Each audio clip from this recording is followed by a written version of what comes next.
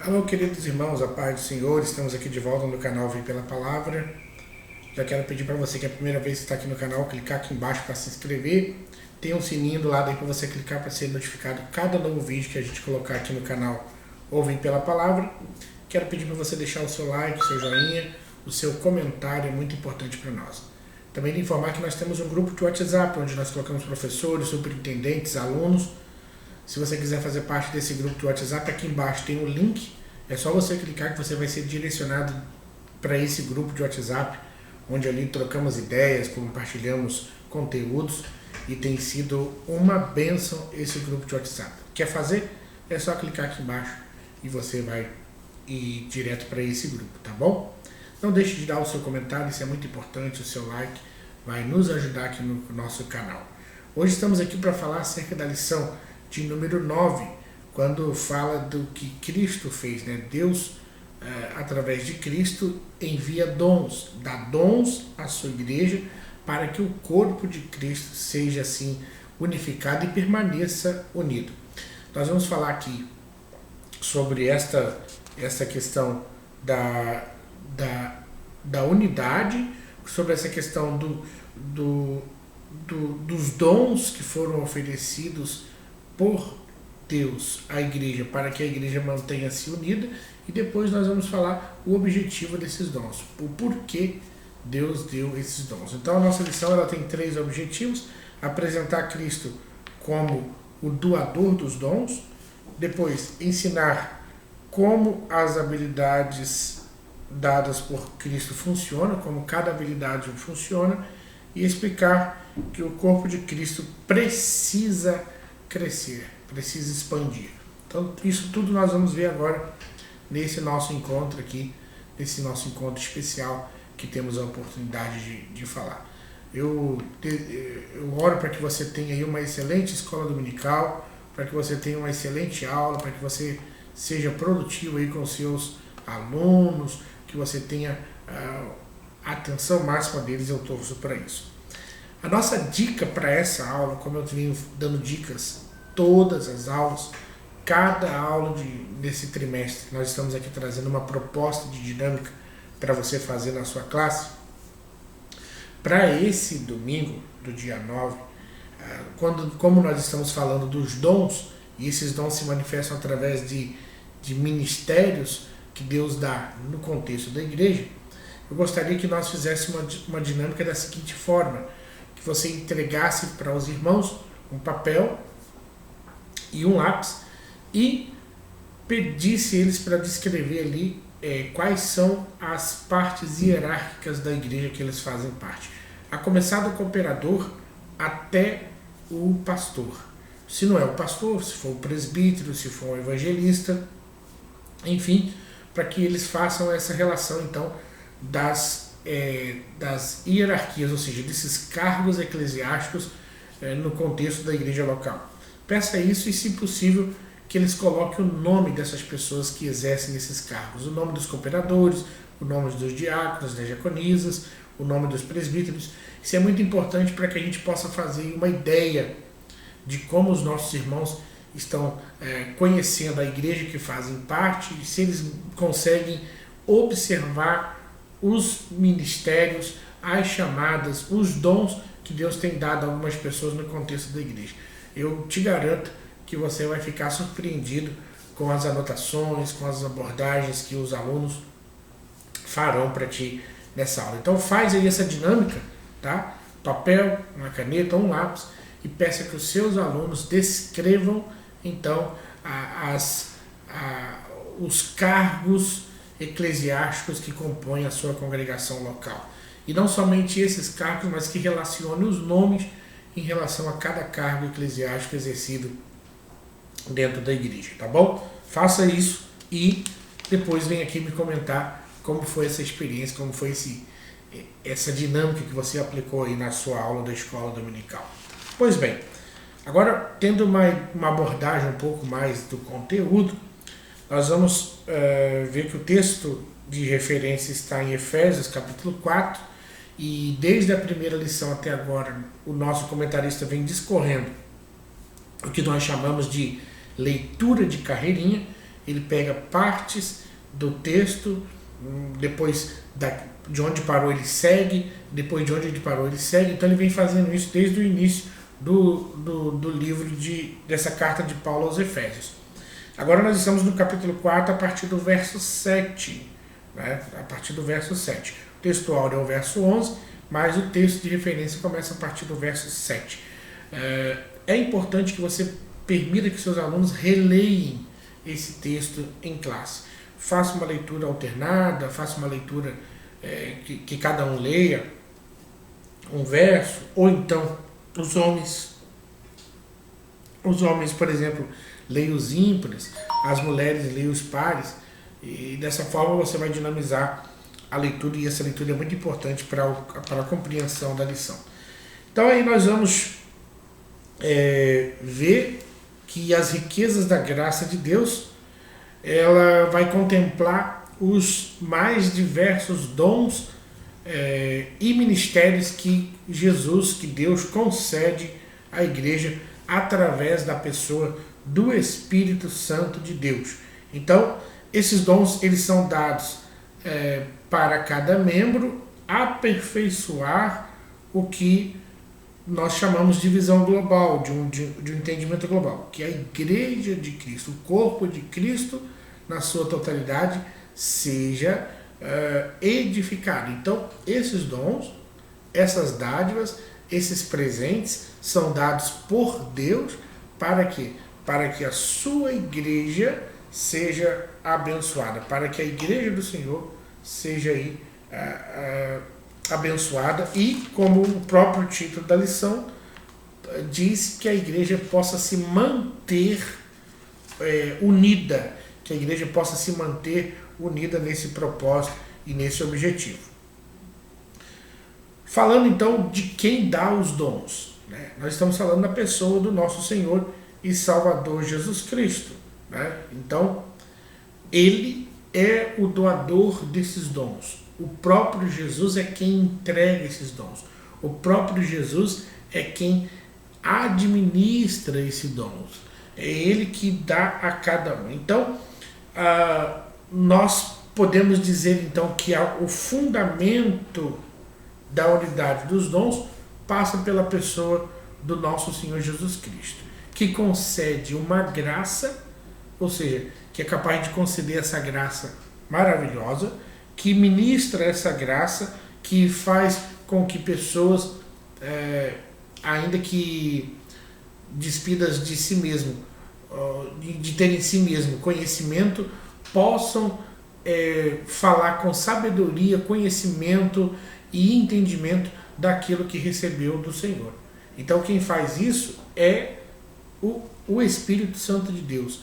Ele capacita. Essa graça então é uma graça capacitadora, que torna capaz aquele que foi chamado de fazer algo para o reino de Deus. É claro que alinhado e de mãos dadas com a capacidade que Deus dá, está também toda a capacidade que eu, como servo de Deus, vou buscar. Eu não posso apenas pensar que Deus capacita os chamados, e uma vez que eu entendo que Deus capacita os chamados, eu não preciso me aprofundar, eu não preciso aumentar o meu conhecimento, eu não preciso aumentar a minha busca incessante. Não, eu acho que se Deus faz isso, é só eu orar. Não. O verdadeiro discípulo de Cristo é aquele que vai atrás do conhecimento, é aquele que busca esse conhecimento, é aquele que trabalha em cima desse conhecimento, é aquele que vai à luta. Ele não simplesmente espera a ação do Espírito, mas ele vai atrás dessa ação na sua vida. Então ele faz curso teológico, ele faz curso bíblico, ele frequenta escola dominical, ele lê a palavra, ele lê livros adjacentes da teologia, porque ele está na busca desse conhecimento. Então, o Senhor capacita as pessoas para fazerem as tarefas. E quem faz isso é Cristo, esse Cristo que recebeu ali a vitória na cruz do Calvário. Então, a gente vê o texto dizendo que ele, antes de subir, desceu. Talvez seja essa uma grande dificuldade das pessoas que exercem os dons e os ministérios. é a capacidade de descer. Todos querem galgar cargos elevados, alcançar posições de destaque, exercerem esses papéis de extrema relevância no contexto da igreja, mas sem passar pelo processo de descer. Essa descida de Cristo foi até a parte mais baixa da terra. Ele desceu nas profundezas da terra. Ele desceu até a profundeza dos abismos. E uma vez descendo essa profundeza, deixando, não tendo por usurpação, como o próprio Paulo falou, né? Não tendo por usurpação ser igual a Deus, antes negando-se a si mesmo, tomando a forma de servo, tornando-se semelhante aos homens, e nessa forma ele pôde exercer o ministério. Então Cristo, antes de ser glorificado, coroado e honrado como ele está hoje, ele passou pelo processo de descer. Então, Cristo vence na cruz do Calvário uma peleja, e ele agora, nós como soldados dessa peleja, nós somos levados com ele para esse lugar de vitória, onde ele reparte com a igreja, ele reparte com os filhos de Deus os despojos dessa vitória, ou seja, esses dons que ele agora concede são despojos da conquista que ele teve, que ele fez na cruz do Calvário. Então, nós recebemos esses dons de Cristo porque ele venceu, porque ele foi capaz de vencer por nós. Agora, esses dons, eles vêm com um objetivo, mas antes de sabermos o objetivo desses dons, é necessário saber quais então são esses dons que o Senhor dá à sua igreja para que ela se mantenha como um corpo unido. O primeiro dom, os dois primeiros aqui que são falados nesse contexto, está aqui no texto da nossa lição, que é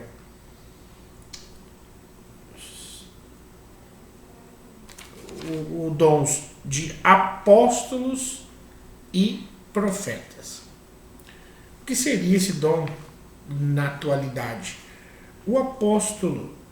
Os apóstolos, aqui no contexto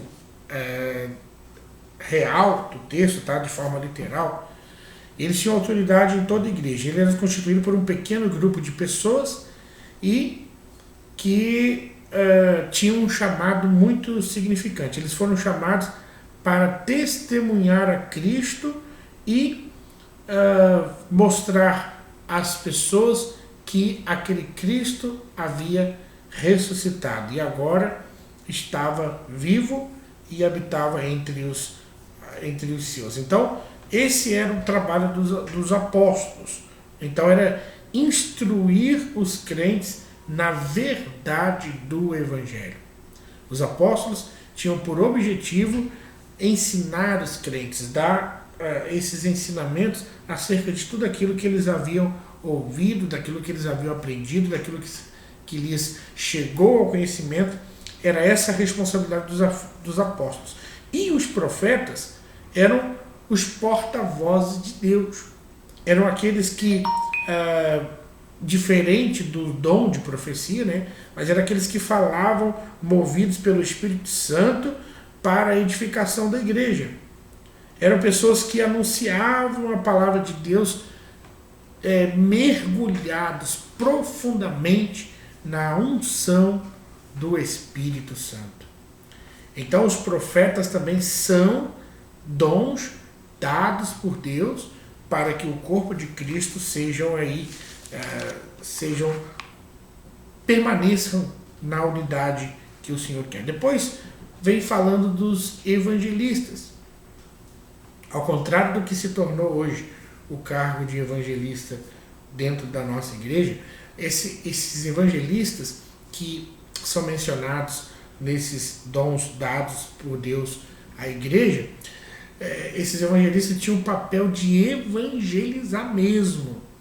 Eram aqueles que saíam, chegavam numa comunidade onde ninguém conhecia o Evangelho, falava de Jesus, falava-lhes do amor de Deus, entregavam-lhes a mensagem que haviam recebido, operavam com dons, prodígios, maravilhas, de forma que naquela comunidade muitas pessoas passavam a se converter, e uma vez convertidas essas pessoas, tinha-se um tempo que esperavam para que consolidasse uma liderança local, uma igreja que ficasse ali independente, e uma vez criado esse grupo, um grupo que pudesse permanecer, esse evangelista então saía, ia para outro lugar, para outra cidade, outra aldeia, começar ali um trabalho do zero. Então ele viria agora para outro ambiente e fazer o que ele havia feito nessa igreja local. Hoje os evangelistas, eles quase que exercem a mesma função pastoral. Só não são pastores, mas dirigem igrejas, dirigem congregações, batizam, fazem casamento, enfim, todo o papel do pastor. Também os evangelistas hoje ensinam nas igrejas, né?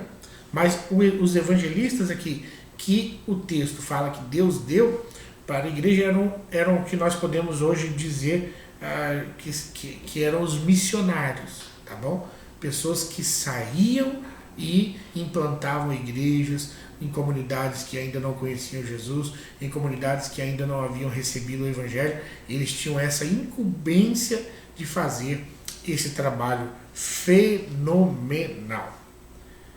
Então, quem são agora os pastores e os mestres? São duas coisas distintas aqui nesse contexto.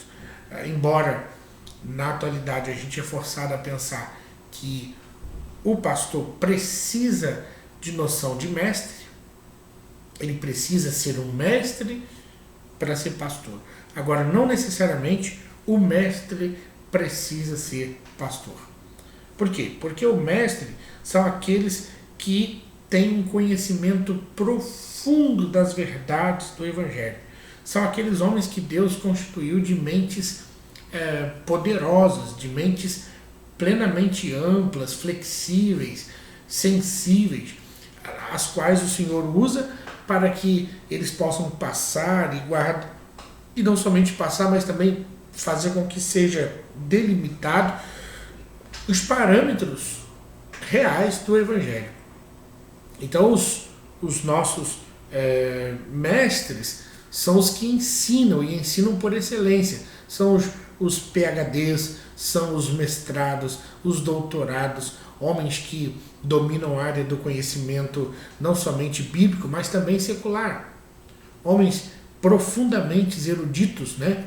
Os eruditos da fé, os eruditos da ciência local. São pessoas que fazem a junção do conhecimento científico com o conhecimento teológico, faz essa junção, encaixa as coisas e passa para a gente de forma que a gente compreende.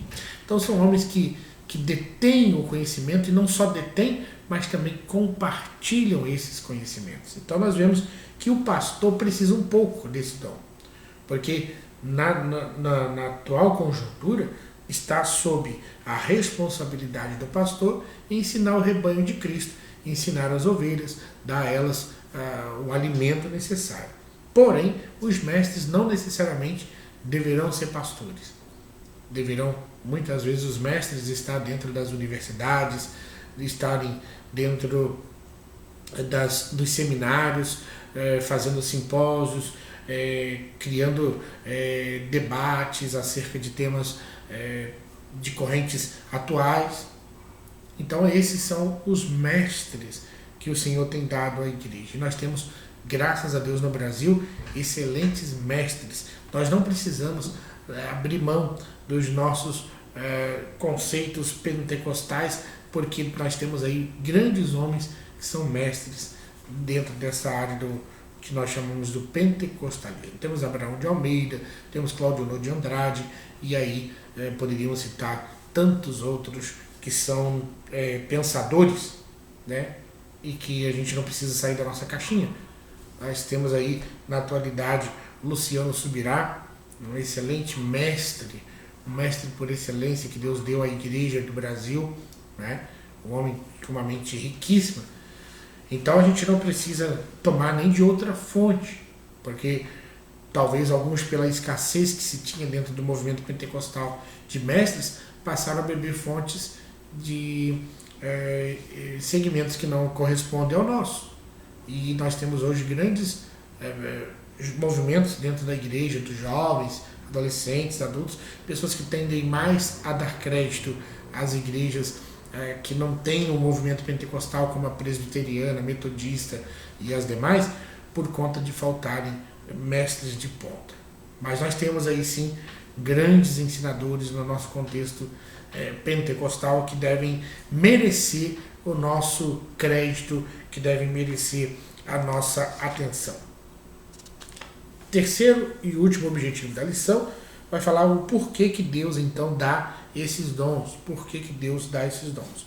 Primeiro, que o nosso comentarista coloca aqui, para o aperfeiçoamento dos santos. Ora, se nós temos mestres, que são os ensinadores, se nós temos pastores que cuidam das nossas almas, se nós temos evangelistas, aqueles que ensinam, se nós temos os apóstolos, aqueles que testemunham, se nós temos os profetas, aqueles que dão testemunho corroborados pela unção plena do Espírito Santo, nós então entendemos que Deus quer aperfeiçoar o corpo através dessas ferramentas que ele levantou, através desses dons que ele despertou no contexto da igreja. Então, o primeiro objetivo é para o aperfeiçoamento dos santos. Deus, então, quer que a igreja seja aperfeiçoada. E segundo, para a edificação do corpo. Então, esses dons foram dados à igreja para que a fé cristã possa ser desenvolvida na vida de cada membro do corpo de Cristo. Então, para que os membros não sejam inconstantes, enganados pelo maligno, devem ser fundamentados na verdade e equipados adequadamente para que iniciem um novo caminho e trilhem uma nova direção. Então, observem que Deus quer que a igreja seja edificada, mas não edificada sobre um alicerce pueril, um alicerce frachuta, de um alicerce inconstante, frágil. Não, Deus quer que a sua igreja seja edificada no alicerce firme, de um fundamento forte, né? Que esse alicerce seja bem construído. Então, por isso, Deus deu os dons à igreja. E terceiro, ele fala para o crescimento com maturidade. Meus irmãos, nós precisamos crescer. Nós não somos mais bebês que são carentes do leite, mas agora nós precisamos comer alimentos sólidos.